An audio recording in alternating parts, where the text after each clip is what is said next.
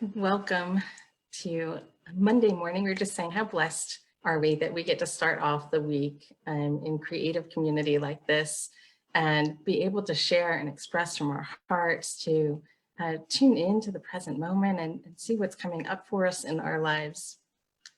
So today we will be talking about following your dreams with faith.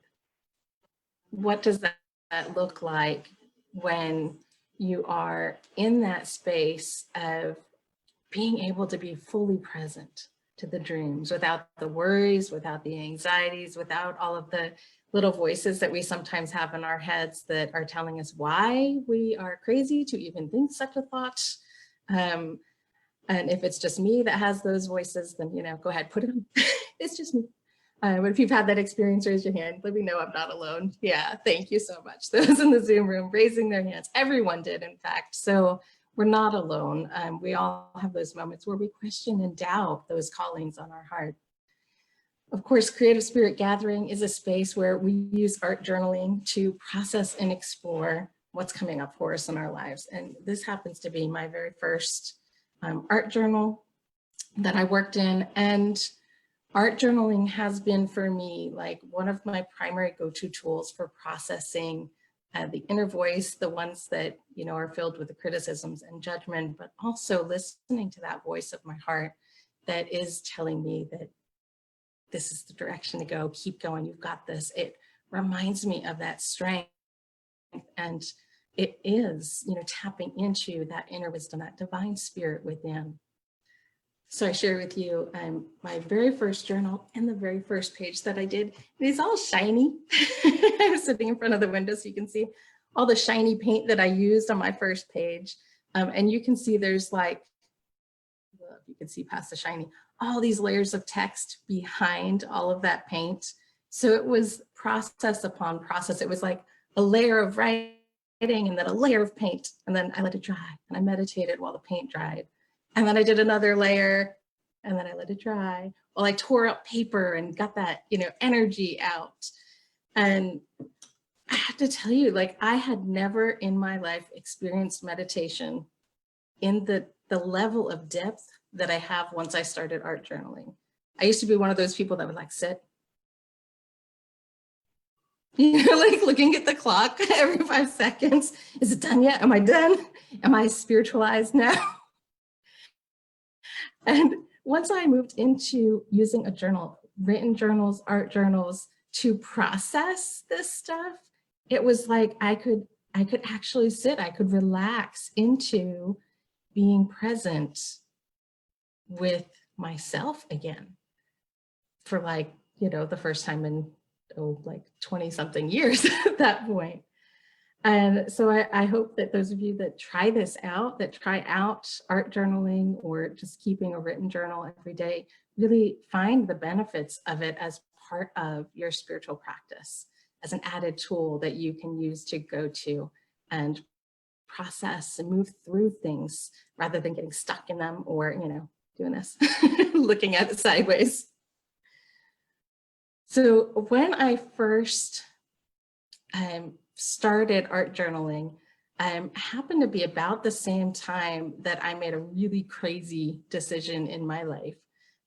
Crazy to me and crazy to my mom, which was to quit my full-time paid salaried job at a school to pursue my own art and teaching privately. And, it was one of those things that it did. It came from my heart. It came out onto my journal pages. Thank you so much, journals. And then when I wasn't in that space of meditating on it and praying on it, there were still those little doubts that would creep up. And so then I go back to the page and work through it. And what happened was I was in this space of considering, it was like the spring, so we're getting close to the summer. And I was debating, am I coming back next year to the school, or am I taking this like ridiculous leap to start my career, on my own and create this as my own business. And again, the inner voices and my mom on the phone telling me how crazy that would be to do such a thing. And I'm sure, right, you've had these moments. It's not just me. Again, thumbs up, share something in the comments. What was that moment for? Or what year was it that you were like, oh my gosh, this is just crazy. And for me, I needed something other than, just that what I was hearing in my own mind. I needed something else to push me off the cliff, as it were. And that push came in the form of the school announcing major cutbacks the next year.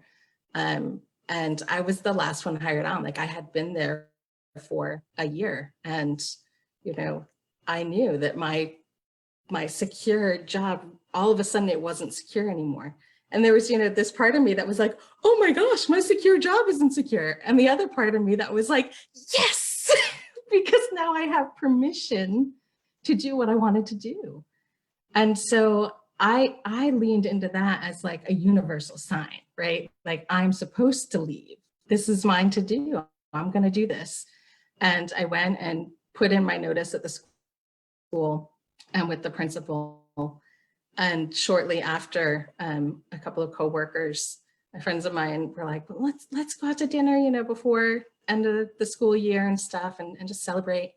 And we got together, and they're like, so you're not coming back next year? Nope. So you have like a plan in place? I was like, well, I have a dream in place, and I have an idea of what I want to do. Yeah, and how are you going to make money with that dream? I mean, it's like they've got their martinis in their hand, and they're like leaning into me like, girl, you are crazy.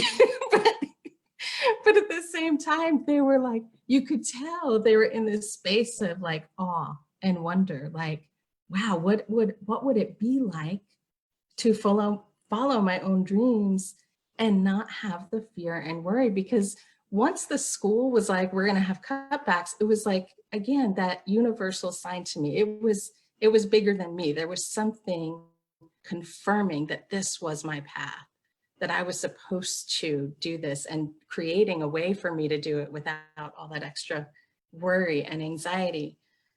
And while my girlfriend seemed incredibly baffled at the time at my level of calm, at not knowing, how I'm going to make this happen. And I've heard from several of you here in the group, leaving your job to pursue a dream. Yeah, leaving your job where it seems like, ooh, this is kind of nutty.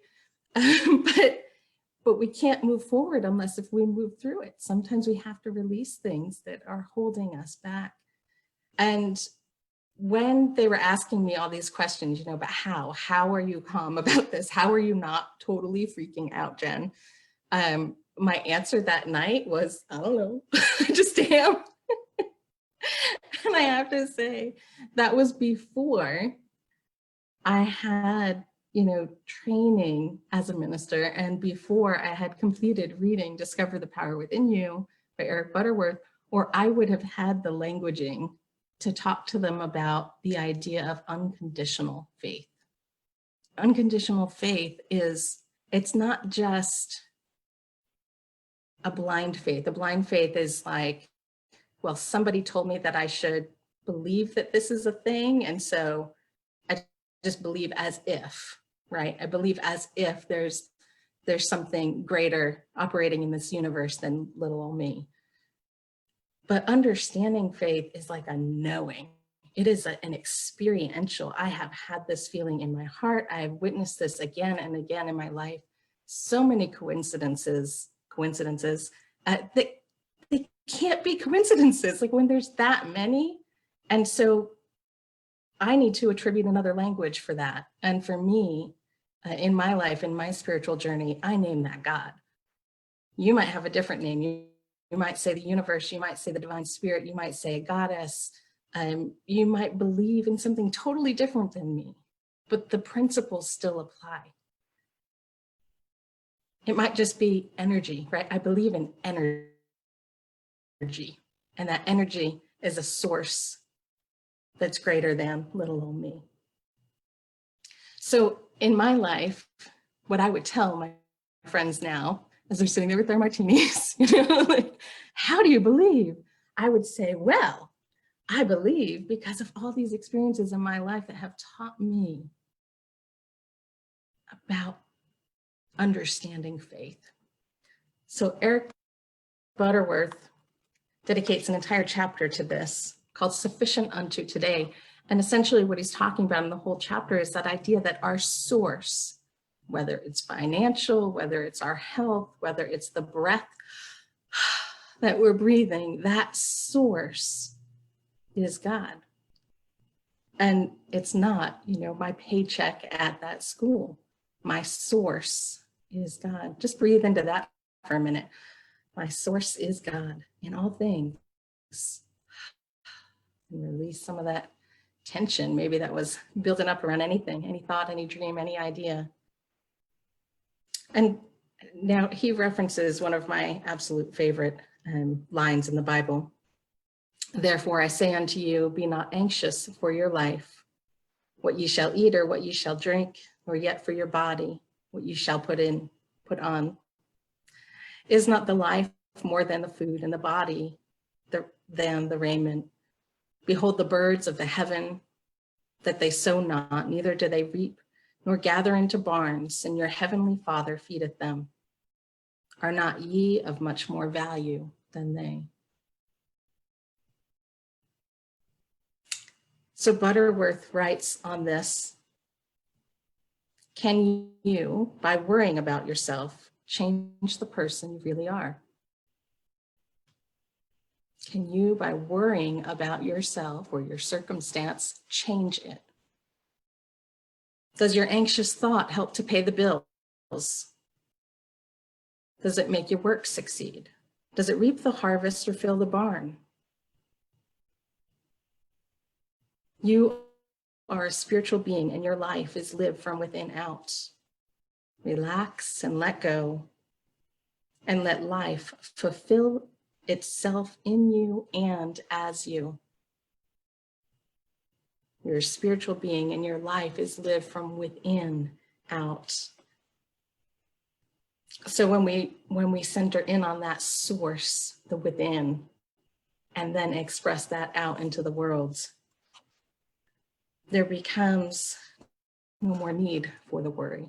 Those anxieties can be released because the anxieties aren't serving us other than to draw attention to what we need to work through, right? The anxieties do point a direction, they point away, but we need to step on that path, take the next step, and trust the source of our being is guiding us. Trust that whatever dreams are unfolding are the dreams that want to be called forward, and that the way will be made clear one step at a time.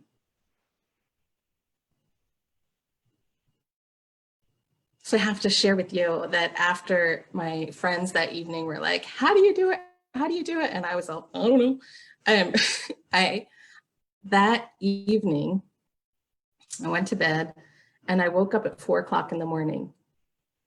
And there was something in me saying, get up and journal, get up and journal. And again, that might sound crazy, but I had been using my journals to process all of these ideas. And so it seemed a natural place to listen, to the voice inside of me that could speak in that quiet time. And so I got up and journaled, and essentially what my higher wisdom shared with me on the page was what Butterworth wrote in this book. It was that idea of, if you are living in love and gratitude and forgiveness, there is nothing to worry about. There's nothing to worry about. And what can worry serve you? What good can that bring?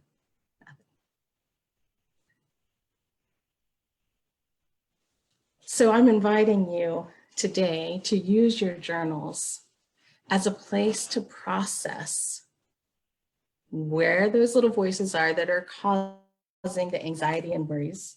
Are there things that are keeping you up at night, that are like these ongoing stories of not enough or it's crazy? this dream, this idea is crazy. What am I even thinking? How am I going to do this?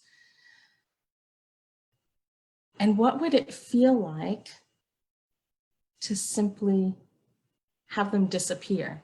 Have all those worries, all those fears, all those anxieties just poof, they were gone. Not to figure out on your journal, although it might come out, but not to figure out how to make them disappear, but just what would that feel like? Because when we can feel into something, it becomes a potential for us, a potential reality. So feel into that.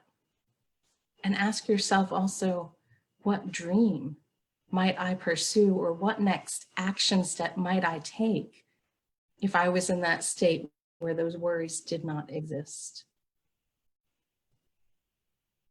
So what are the anxieties? What would it feel like without them? And what action step would I take if they were gone? So this is an image that I did that summer, the summer that I made the crazy decision to quit my job and pursue art on my own and teaching on my own. And this page came out. It's a simple collage, simple in imagery, right? It doesn't even fill the whole page. I didn't even bother to go paint the blank spaces. But I sat with images that really spoke to my heart. And if you look at the images, there's actually a lot going on there. Lots of texture, lots of color, lots of busyness. And then there was this space in the center, and the butterfly, of course, representing transformation, new possibilities emerging. And the image itself, for me, evokes a sense of balance between what was and what's coming, and this space to create what is emerging. So your journal page might be something as simple as a magazine cutout collage, or print pictures off your computer if you don't have magazines around. It might be journaling, just journaling. The written word can be a powerful practice. Or your practice today might be smearing paint around and just feeling those feelings, being present to what it would be like to release the anxiety, what it would be like to step into that next action step that's calling on your heart. So we're going to take about an hour for our journal reflection today, and we'll come back together around 1:30. That'd be more than an hour. I promise you I have not been sipping those martinis this morning, but just the invisible ones. We'll come back at 11:30 and share in our Zoom room about our process and what it was like to explore these ideas, what emerged on the page for you. For those of you that are in the Zoom room with me right now, hi ladies. I look forward to continuing the conversation with you in our chat room. So look for the chats to come through and answer when you can. Thank you all for joining us. I hope you've been inspired. Just a reminder to our online visitors that you can donate for this program on our website at unityartsministry.org. Thank you in advance for your support. Now we're going to take a moment to tune in to meditation, just dropping ourselves into the present and releasing anything else, so that as we move into our journals, we do so from that state of openness. So we'll just take a moment here and then move directly into our journal process.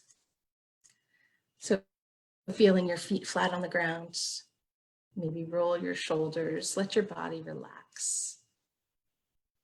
Sit up straight and tall, and take a couple breaths here, allowing the inhale and the exhale to just bring you into a state of flow. Noticing the rhythm of your natural breath.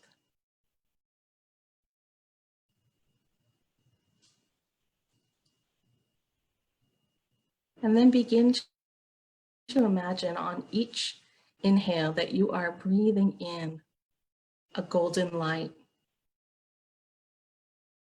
Imagine its warmth, its comfort, the very source of being inhaled. And as it moves through your body, it cleanses and washes out any fears, any worries, any anxieties. And with the exhale, you simply let those things go. Let go of the list of things to do. Let go of any happenings this morning. That you can allow yourself to simply be present. Present to this moment, present to the source of your being, present to peace. As we move into a moment of silence, continue to allow this breath cleansing activity to move through you. Breathing in, exhaling into silence.